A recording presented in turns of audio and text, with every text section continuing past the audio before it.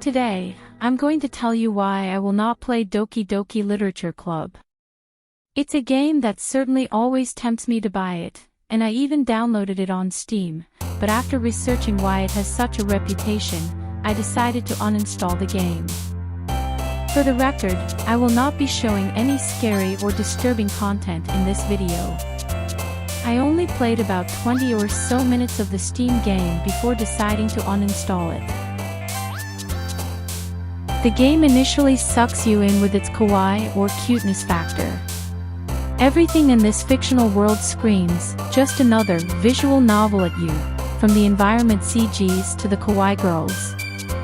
However, some of the strange oddities in the art style, the wider than normal eye spacing, started to send me some vibes that this game could get pretty scary. It could just be the particular artist style, but it contributed to the creepy factor for me. It also reminded me of the characters in the show, as told by Ginger. This part here where you make a poem was really fun, but not fun enough for me to risk my sanity or peace of mind.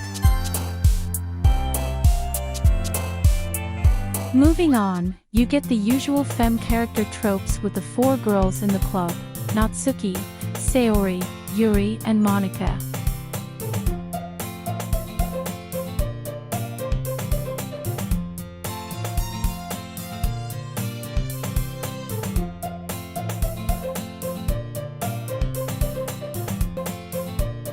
What I am going to do next is show you a little bit of what I learned about the developer of the game and his history as a creator.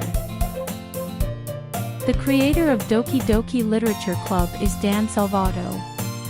It appears that Doki Doki Literature Club is his biggest hit creation.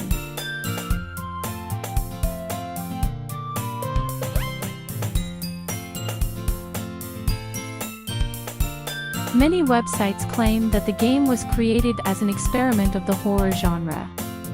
That may be true, but Dan Salvato appears to have an interest in the horror genre that pushes the boundaries of morality.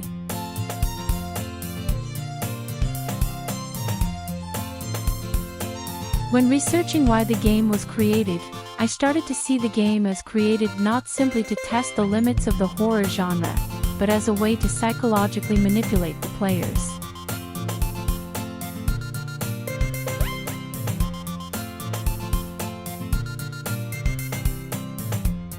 Dan uses the common tropes of the anime love interests to lure in players who are used to the genre. He then adds this horror concept to shock and invest the characters in the lives of the girls. The horror concept can also draw in new fans who may not have been attracted to the game at first glance. The game uses this attachment to the characters to trap the player. To quote the article, they do not use jump scares.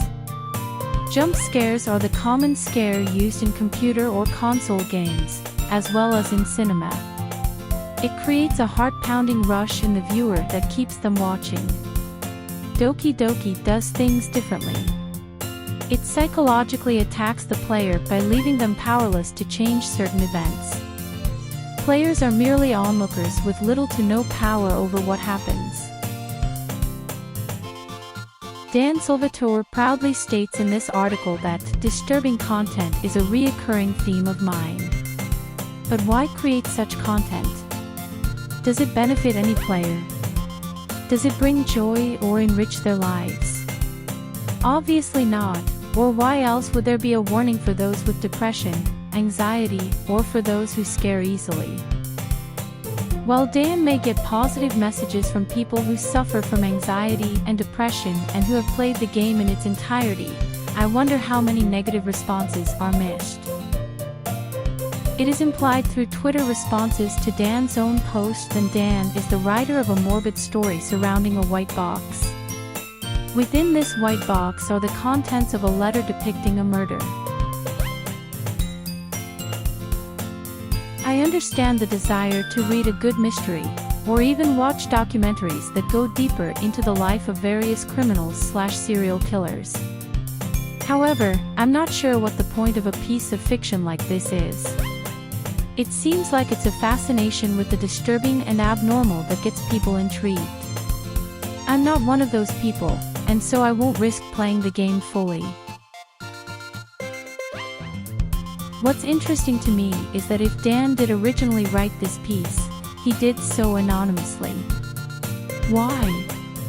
Every writer has a reason for using a pseudonym. What was his? Was it to add to the mystery and thrill of the article?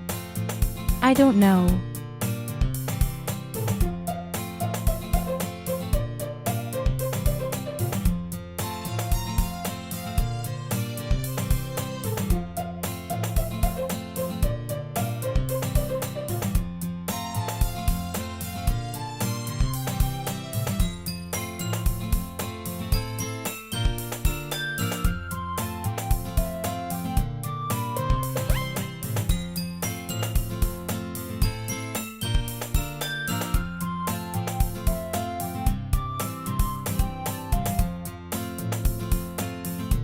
And so, the creator's personal love for the morbid and psychological horror themes deter me from playing the game. I don't need any help spiraling into my own personal depression or anxiety cloud, so I'll avoid this game. What games have you stopped playing because of the creator's history, or because they were too psychologically dangerous for you?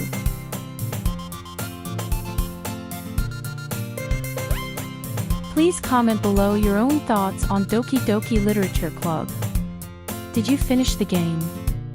Or did you stop playing before it got scary? Thanks for watching. Please like and subscribe.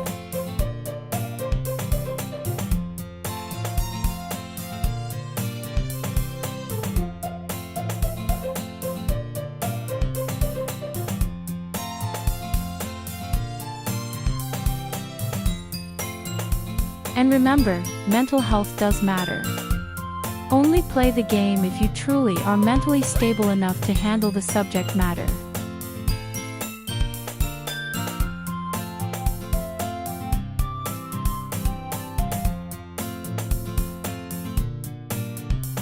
Thank you and have a great day. God bless.